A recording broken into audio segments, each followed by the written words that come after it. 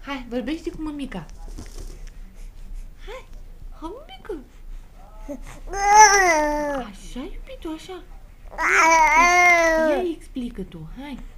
Cum stă treaba? Ia zi. Hai. Hai, mămică. Hai, așa, nervozil, așa.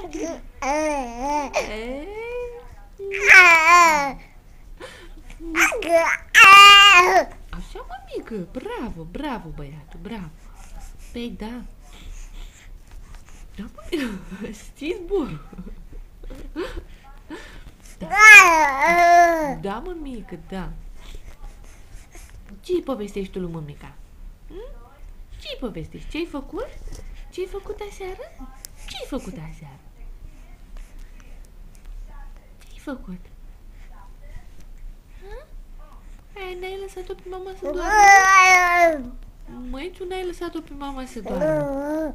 Da, așa ai făcut. Da, ia zi, m-am trezit.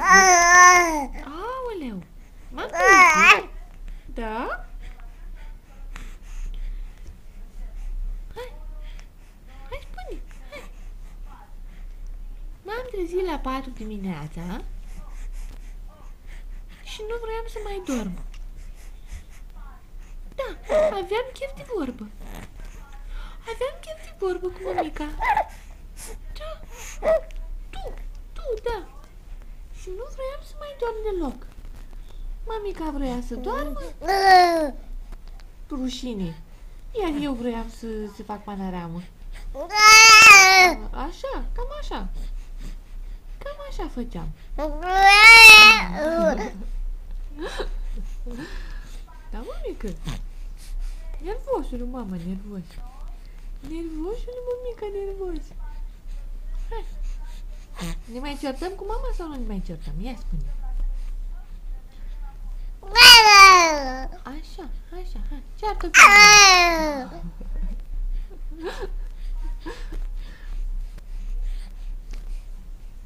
Haide, hai. Hai, mai spune, hai. Spune tot ce ai pe suflet, hai. Gata? Gata? Nu mai avem de spus? Ce guriță? Hai, mă, guriță, mă. Hai. Mai spune-le mămica tot, hai. Generica, hai, lasă camera. Răzvanel. Hai. Zi-le mămica. Da. Așa e, iubitul, bravo. Hai, cum vorbim noi cu mama? Cum vorbim noi cu mămica? Ce mi-ai spus tu lui mama?